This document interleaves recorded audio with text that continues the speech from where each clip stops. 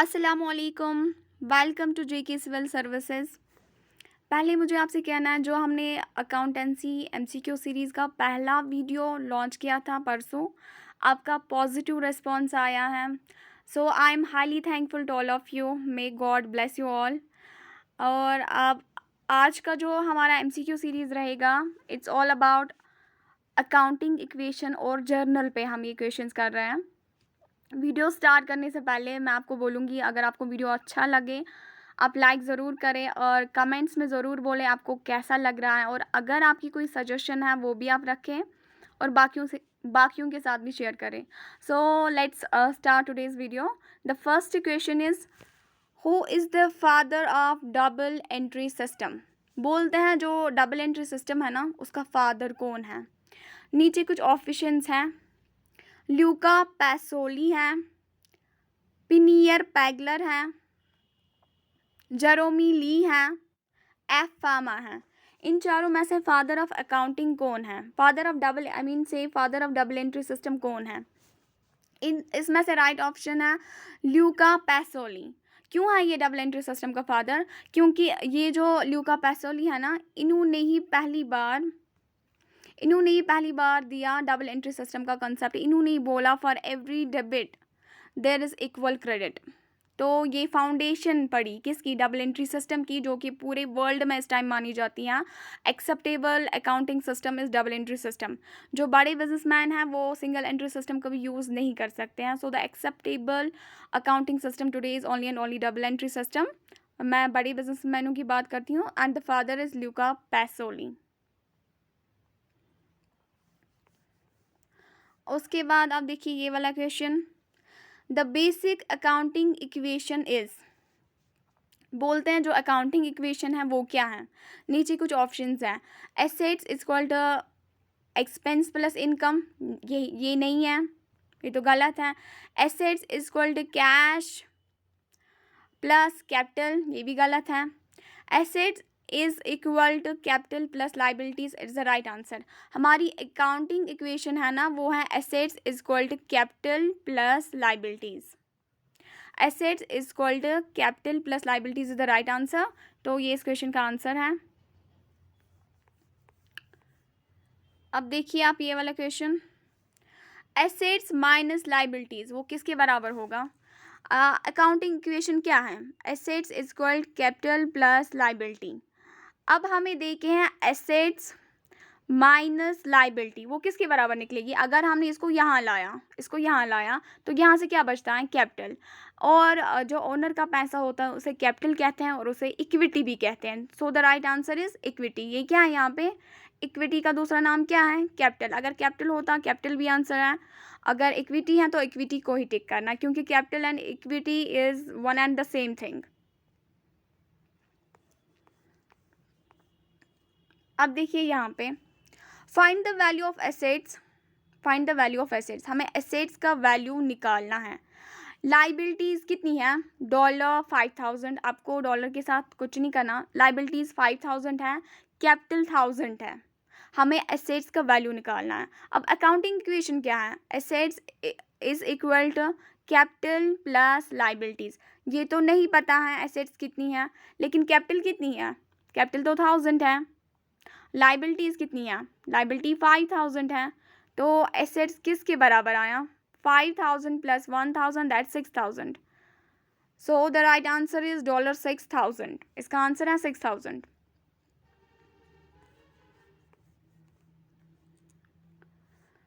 Fresh capital introduction will increase. Fresh capital introduction will increase. बोलते हैं अगर हम फ्रेश कैपिटल को इंट्रोड्यूस करेंगे, बिजनेस में कैपिटल को डालेंगे, एक ओनर बिजनेस में कैपिटल डालता है, उससे क्या होगा? उससे क्या इंक्रीज होगा? अगर कैपिटल आई ना, हमने कैपिटल को इंट्रोड्यूस किया, उससे क्या इंक्रीज होगा? बिजनेस में क्या इंक्रीज होगा? क्या एसेट्स इंक्रीज होंगे और लाइबिलिटीज इंक्रीज होगी, या एसेट्स है इक्विटी? तीसरी ऑप्शन है liabilities and equity and bank balance, capital and liabilities. अगर हम देखेंगे, एक मिस्टर ए है, मिस्टर ए, इसने कैपिटल लाई 10,000। अब अकाउंटिंग इक्वेशन के हिसाब से आप देखें, एसेट्स इससे क्या होगा, इससे आप इसको जर्नल एंट्री लगाएं। 10,000 की कैपिटल इसने लाई, कैश कितना आया 10,000, डेबिट हुआ कैश, क्रेडिट क्या होगा, वही मिस्टर ए की कैपिटल, मिस्टर ए की कैपिटल होगी क्रेडिट, क्योंकि ये गिवर है।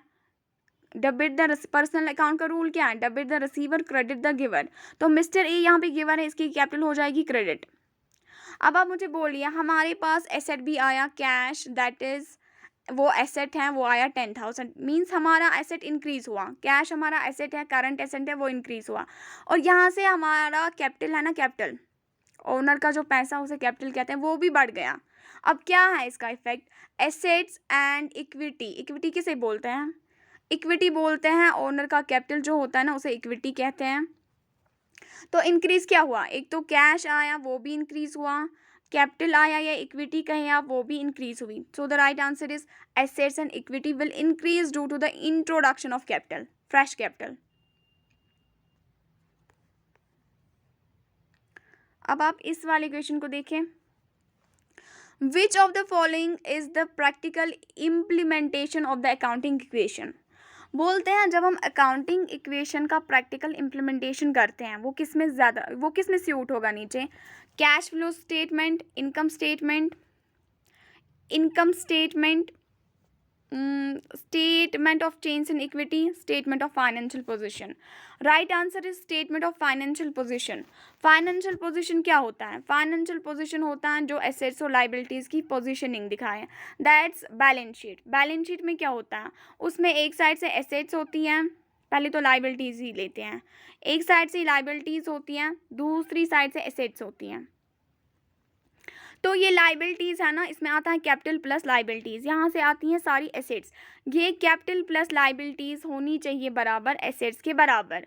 अगर हमारी लाइबिलिटीज़ आई यहाँ पे 5 लाख, यहाँ पे एसेट्स आए 5 लाख, तो हमारा बैलेंस शीट ठीक है। बैलेंस शीट की दोनों left hand side should be equal to right hand side. अगर यहाँ से 5 लाख आपको आया और यहाँ से 4 लाख ही आ रहा है तो गड़बड़ी है, कुछ अकाउंट्स में गड़बड़ी है, हमें फिर से अकाउंट्स को चेक करना है कि गलती कहाँ पे है, उसको ठीक करना है। जब तक बैलेंस शीट बराबर नहीं आएगा, लेफ्ट हैंड साइड नहीं आएगा बराबर राइट हैंड साइड को, उससे बैलेंस शीट नहीं कहेंगे, वो इनकम्प्लीट बैलेंस शीट है। जब ये बराबर आ जाएगा तो बैलेंस शीट कंप्लीट है, means it's free from error and omissions.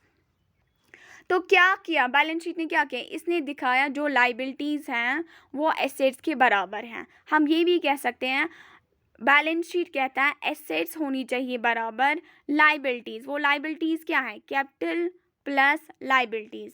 Owner का कर्जा उसे कैपिटल कहते हैं, आउटसाइडर्स का कर्जा बिजनेस पे उसे लाइबिलिटी कहते हैं। बैलेंस शीट ने दिखाया assets equal to liability, liabilities में बोथ इंक्लूडेड है कैपिटल प्लस लाइबिलिटी, और यही तो एक अकाउंटिंग इक्वेशन कहती है ना। अकाउंटिंग इक्वेशन क्या बोलती है, assets equal to capital plus liabilities. So the balance sheet prove the accounting equation. इसका आंसर है स्टेटमेंट ऑफ फाइनेंशियल पोजीशन, या अगर यहाँ पे बैलेंस शीट होगा that too is the right answer for this question. अब देखिए ये वाला question, On January 1st, 2009, an entity's balance sheet shows total assets of 850. 850 हमारे पास assets हैं, हाँ, इस entity के पास, इस business के पास 850 का assets हैं और liabilities हैं 250. कितनी है liabilities? 250. तो owners equity, आप equity बोले, आप capital बोले, one and the same thing, it's one and the same thing. Keep in mind, हमें कैपिटल या इक्विटी को ढूंढना है, उसको निकालना है, वो मिसिंग फिगर है उसको निकालना है।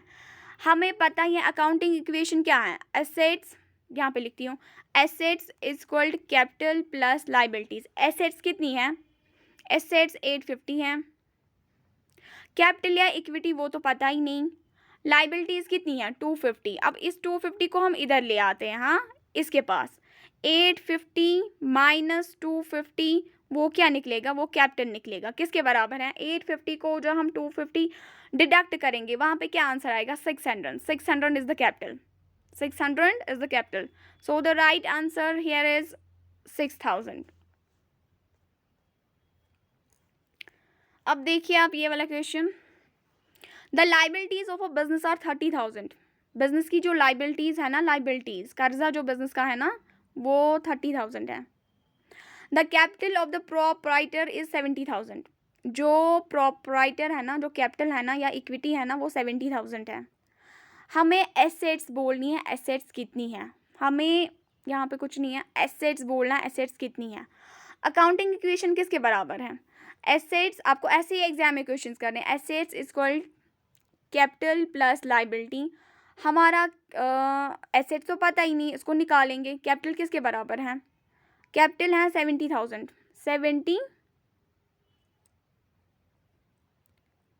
70,000 प्लस लाइबिलिटीज किसके बराबर है? 30,000। तो ये कितना हुआ? 70, 80, 90, 1 लाख। 1 लाख इसका आंसर है। यहाँ पे किसी जगह ऑप्शन है 1 lakh?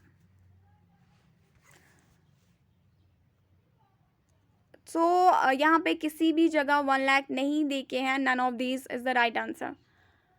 None of these is the right answer, क्योंकि हमें पता ही है एसेट्स होती हैं बराबर कैपिटल प्लस लाइबिलिटीज। जितना हमारा एसेट होगा वो बराबर होती हैं कर्जे के बराबर। अब हमें लाइबिलिटीज तो दे के हैं, कैपिटल तो दे के हैं, उन दोनों को जोड़ के आता है 1 लाख। 1 लाख हमारे एसेट्स होनी चाहिए, वो ऑप्शन यहाँ पे किसी जगह नहीं है। None of these is the right answer.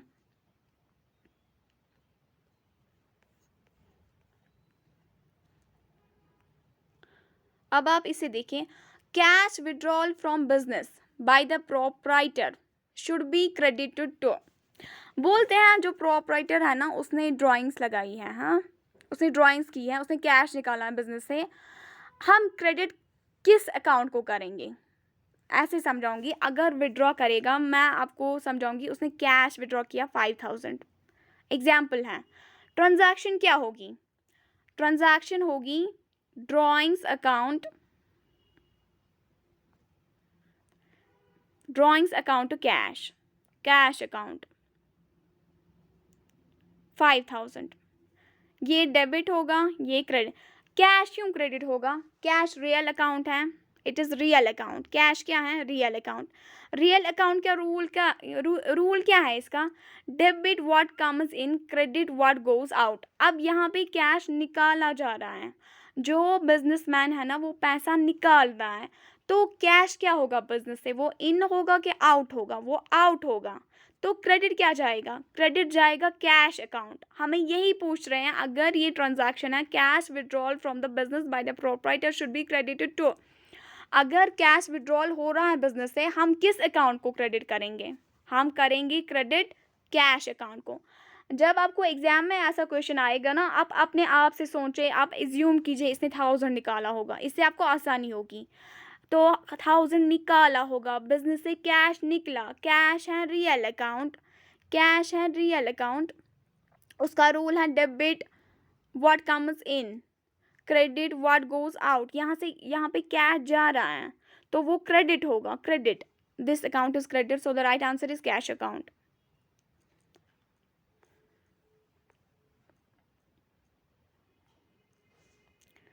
अब आप देखिए यहाँ पे,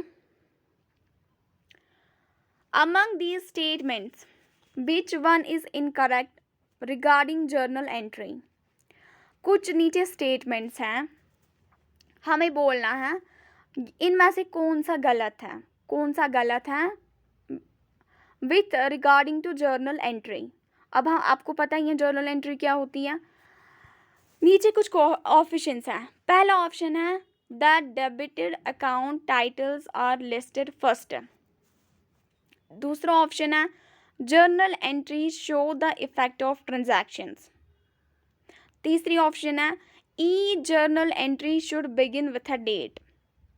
चौथी ऑप्शन है journal entries provide account balances. अगर हम पहली ऑप्शन देखेंगे ना, the debited account titles are listed first, this the right, ये पूरा राइट स्टेटमेंट है। कैसे? हम जब भी ट्रांजैक्शन जर्नल एंट्री करते हैं ना, जर्नल एंट्री को जब हम रिकॉर्ड करते हैं ना, जैसे हमने परचेज ऑफ मशीनरी की फॉर 5,000, हम लिखेंगे machinery account debit 5,000 to cash account credit 5000।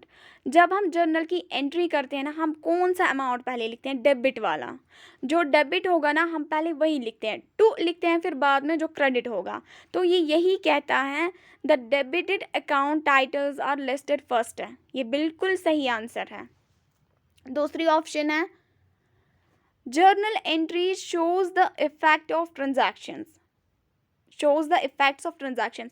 बिल्कुल ये इफेक्ट दिखाती हैं कौन सा अकाउंट डेबिट जाएगा, कौन सा अकाउंट क्रेडिट जाएगा। ये इफेक्ट ऑफ ट्रांजैक्शंस देखिए, अगर ये ट्रांजैक्शन हुई है मशीनरी, इससे डेबिट जाएगा मशीनरी, क्रेडिट जाएगा कैश। ये बिल्कुल सही है, ये भी ठीक है, ये भी ठीक है, ये भी ठीक है, ये भी ठीक है। Each journal entry should begin with a date.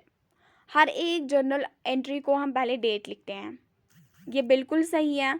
अगर आपको जर्नल का फॉर्मेट पता होगी, उसमें क्या होता है? डेट, पर्टिकुलर्स होता है, फिर क्या होता है? लेजर फोलियो, फिर होता है डेबिट, फिर होता है क्रेडिट। ऐसे होता है वो फॉर्मेट, ऐसे। डेट है यहाँ पे, पर्टिकुलर्स, लेजर फोलियो, डेबिट और credit.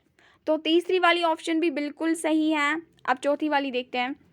Journal entries provide account balances. बोलते हैं जो जर्नल एंट्रीज है ना, ये अकाउंट की बैलेंस दिखाती है। ये बिल्कुल गलत है।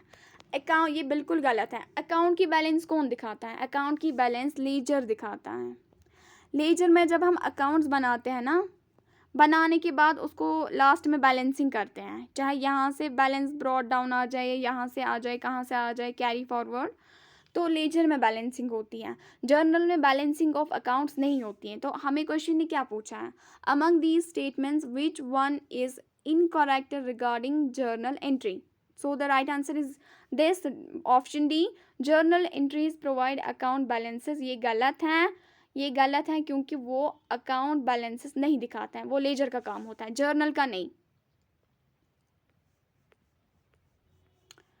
अब आप देखिए ये वाला question, journal lists transactions in which order. Question पूछता है जर्नल में जब हम ट्रांजैक्शंस को रिकॉर्ड करते हैं, ट्रांजैक्शन एक की, दूसरी की, तीसरी की, चौथी की, अब जितनी होगी बिजनेस के पास एक दिन में, जब हम रिकॉर्ड करते हैं ट्रांजैक्शंस को, किस ऑर्डर में करते हैं? इन्होंने ऑर्डर पूछा है, ऑर्डर कौन सा होगा? ऑर्डर, इन्होंने ऑर्डर पूछा है, क्या वो डिक्रीजिंग ऑर्डर है, क्या वो क्रोनोलॉजिकल ऑर्डर है, क्या वो अल्फ़ाबेटिकल ऑर्डर है, क्या वो इंक्रीजिंग ऑर्डर है? किस ऑर्डर से हम जाते हैं? Right answer is chronological order. वो क्या होता है? जिस डेट पे, जिस टाइम पे, जिस सेकेंड पे, जिस मिनट पे जो ट्रांजैक्शन होती है ना, हम उसको उसी टाइम पे रिकॉर्ड करते हैं। 10 बजे जो रिकॉर्ड, जिस टाइम पे, आज फर्स्ट डेट पे हुई ना ये ट्रांजैक्शन, आज कोई परचेज की ट्रांजैक्शन हुई तो किया इसको रिकॉर्ड। उसके बाद ही 10 बजे हमने मशीनरी को परचेज किया उसे रिकॉर्ड। उसके बाद ही कोई और ट्रांजैक्शन ही किया उसे रिकॉर्ड। ये नहीं किया हम 1 जैन की पहले करेंगे रिकॉर्ड, 1 जैन, फिर जाएंगे 5 जैन पे उस दिन की रिकॉर्ड, फिर आएंगे वापस 2 जैन पे। ऐसा नहीं होता। क्रोनोलॉजिकल ऑर्डर होता है कंटिन्यूसली, 1 2 दूसरी तीसरी चौथी, जिस डेट पे जो ट्रांजैक्शन हो ना, जिस डेट पे, बिल्कुल हम उसी के हिसाब से चलते हैं। हम कोई भी ट्रांजैक्शन स्किप नहीं करते हैं, एंड उसे कहते हैं क्रोनोलॉजिकल ऑर्डर। आंसर इसका यही है।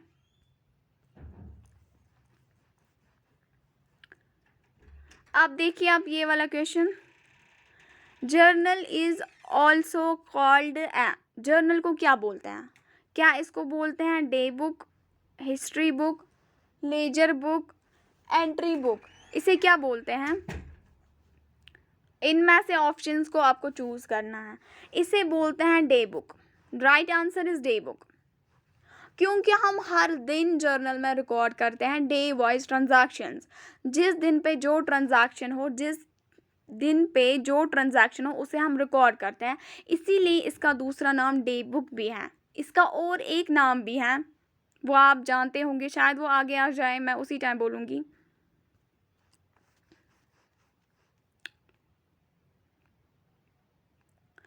आप देखिए क्वेश्चन क्या है, the process of recording transactions in different journals is called. बोलते हैं जब हम रिकॉर्ड करते हैं ना, रिकॉर्ड क्या करते हैं रिकॉर्ड? ट्रांजैक्शन। जर्नल में क्या होता है? ट्रांजैक्शंस को रिकॉर्ड करते हैं। बोलते हैं जब हम रिकॉर्ड ट्रांजैक्शंस करते हैं बिजनेस, आई मीन से जर्नल में, डिफरेंट जर्नल्स में, तो उस प्रोसेस को क्या बोलते हैं? हमें उस प्रोसेस को बोलना है। आप नीचे ऑप्शंस को देखिए, posting, entry making, adjusting, journalising. इसमें से राइट आंसर क्या है? इसमें से राइट आंसर है journalising. Journalising, process of recording transactions in journal, उसे जर्नलाइजिंग कहते हैं। आपको बिल्कुल भी कंफ्यूज नहीं होना है। मुझे पता है बहुत सारे स्टूडेंट्स ने अपनी जगह सोचा होगा उसे पोस्टिंग कहते हैं, नहीं। जब हम जर्नल से करते हैं रिकॉर्ड फिर ट्रांजैक्शंस लेजर में जब हम रिकॉर्ड करते हैं ना ट्रांजैक्शंस, उसे पोस्टिंग बोलते हैं। ये लेजर का काम होता है, पोस्टिंग होती है लेजर में। आप ख्याल रखेंगे, पोस्टिंग होती हैं लेजर में। जर्नलाइजिंग होती हैं जब हम जर्नल में ट्रांजैक्शंस को रिकॉर्ड करते हैं ना, ये जर्नल में होता है, उसे जर्नलाइजिंग कहते हैं। So the right answer is journalising. आप इस वाले क्वेश्चन को देखें, changes in the capital account of a proprietor में ऑकर ड्यू टू। बोलते हैं एक कैपिटल अकाउंट किसका होता है? वो तो आप जानते हैं कैपिटल अकाउंट किसका होता है? ओनर का होता है कैपिटल अकाउंट। कैपिटल अकाउंट इसी का बनता है ना। बोलते हैं अगर इसके कैपिटल अकाउंट में चेंज आएगी, किस से इसके कैपिटल अकाउंट में चेंज आएगी?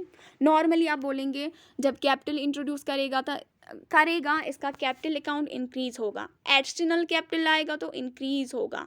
ड्राइंग्स करेगा तो डिक्रीज होगा। प्रॉफिट मिलेगा तो इंक्रीज होगा। लॉस आएगा तो डिक्रीज होगा। अब नीचे ऑप्शंस देखते हैं। प्रॉफिट अर्नड, अगर बिजनेस प्रॉफिट कमाता है ना, एक प्रोप्राइटर कौन होता है? जिसका जो सोल प्रोप्राइटर होता है, जो एक ही हेड होता है, एक ही ओनर होता है बिजनेस का। जैसे कोई शॉप, किसी का शॉप होता है, उसमें कितने ओनर्स होते हैं? एक होता है। सोल प्रोप्राइटर में ओनर एक ही होता है। पार्टनरशिप में बहुत सारे ओनर्स होते हैं, 2 से ज़्यादा। और कंपनीज में तो बहुत सारे, जितनी मर्जी बहुत ज़्यादा होते हैं। पब्लिक कंपनीज में बहुत सारे शेयर होल्डर्स होते हैं।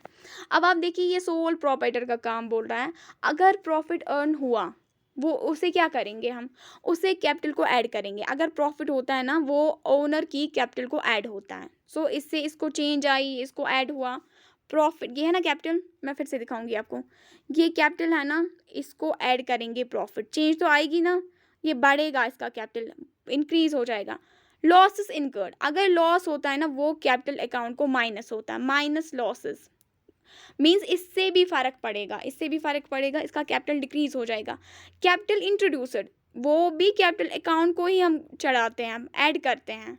मीन्स इससे भी फर्क पड़ेगा, तीनों से फर्क पड़ेगा। ये हो जाएगा तब भी फर्क पड़ेगा, ये हो जाएगा तब भी फर्क पड़ेगा, ये हो जाएगा तब भी फर्क पड़ेगा। सो the right answer is any of the above. इनमें से कोई भी हो जाए, चाहे प्रॉफिट हो जाए, लॉस हो जाए, कैपिटल इंट्रोड्यूस हो जाए, कैपिटल अकाउंट में चेंज आएगी। So the right answer is any of the above.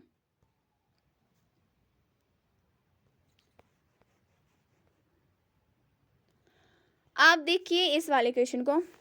Goods are distributed as free samples worth ₹50,000 for advertisement purpose.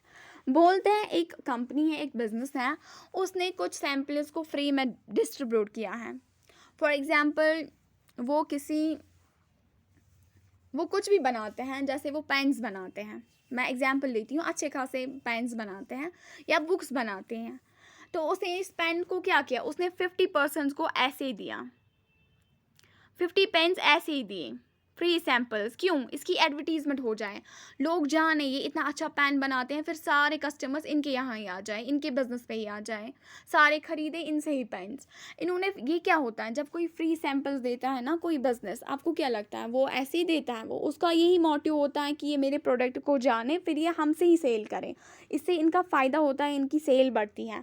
अब क्या हुआ, इन्होंने 50 सैम्पल मतलब एज एन एडवर्टीजमेंट दिए, फ्री में, कॉस्ट नहीं लिया, कोई पैसा नहीं लिया, प्राइस नहीं लिया इसका।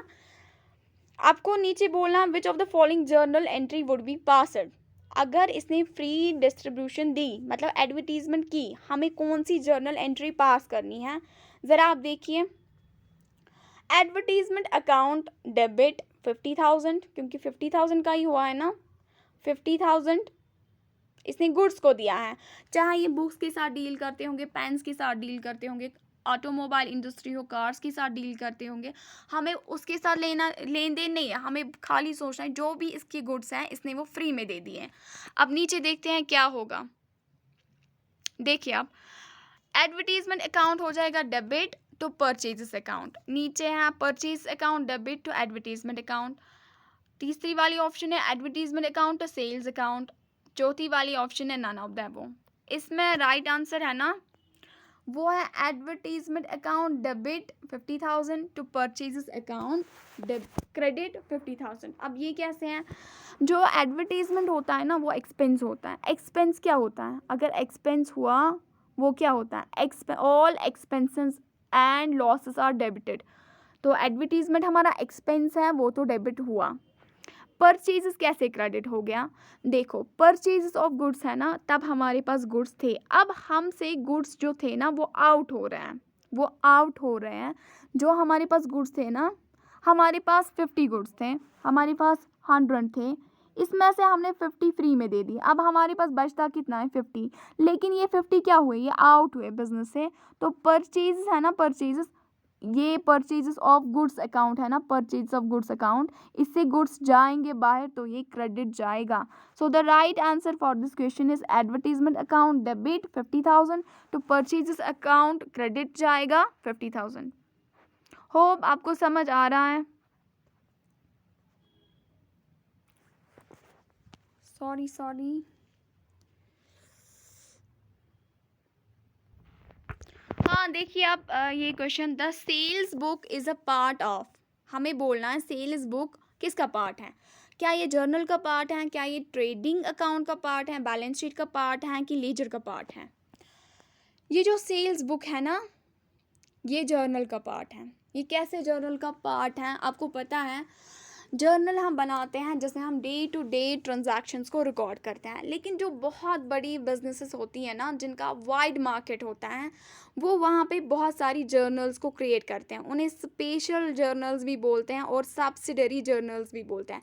जैसे वो सेल्स बुक बनाएंगे, परचेज बुक होती है उनके पास, परचेज रिटर्न बुक होती हैं, सेल्स रिटर्न बुक होती हैं, बिल्स रिसीवेबल बुक होती हैं, बिल्स पेएबल बुक होती हैं, ये इनको कहते हैं स्पेशल जर्नल्स। ये भी जर्नल्स होती हैं, अलग इन्हें बनाते हैं सेल्स बुक में, सेल्स बुक, परचेज रिटर्न। तो सेल्स बुक किसका पार्ट आएगा, मैं आपको बोल चुकी हूँ ये सब्सिडरी बुक्स हैं, ये स्पेशल जर्नल्स हैं, so it's a part of journal, ये इसका राइट आंसर है।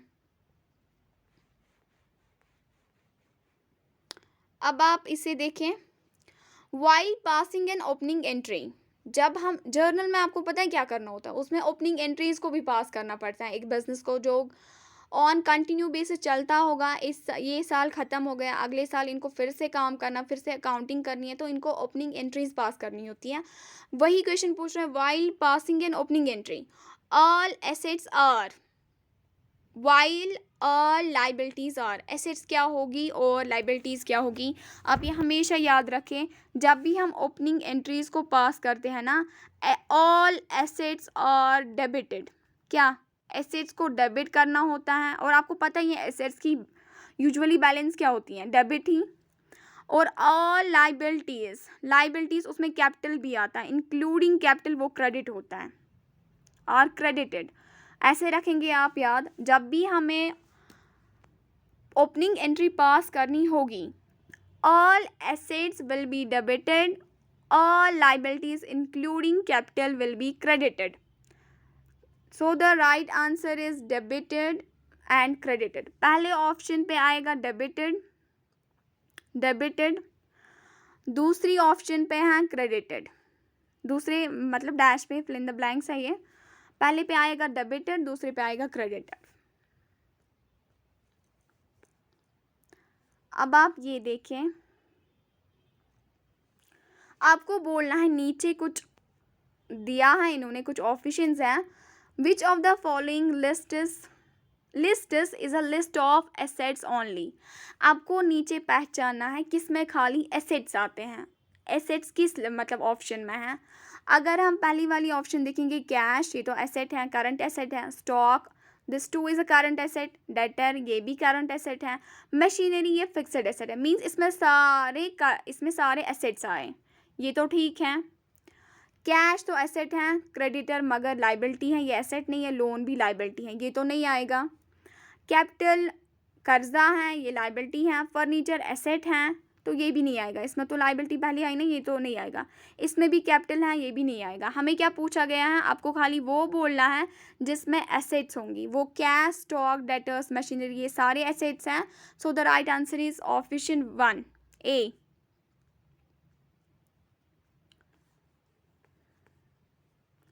अब आप इसको देखें, which of the following list is a list of liabilities only. आपको नीचे ऑप्शंस हैं, अभी आपको पूछा था, आप बोले एसेट्स कौन सी हैं। अब आपको बोलना है नीचे दिए गए ऑप्शंस में खाली लाइबिलिटीज़ कौन है। कैश तो एसेट है, ये तो पहले एलिमिनेट हो रहा है। कैश तो एसेट है, ये भी तो नहीं आएगा। अब इसमें पहले क्रेडिटर्स देखे हैं। क्रेडिटर्स क्या है, ये लाइबिलिटी है। लोन क्या है, लाइबिलिटी। बैंक ओवरड्राफ्ट है, ये भी लाइबिलिटी है। बिल्स पेएबल, ये भी लाइबिलिटी है। So the right answer is option C. तो ये लास्ट वाला MCQ था for today's lecture. Hope you are getting me. With this I am concluding. Thanks a lot.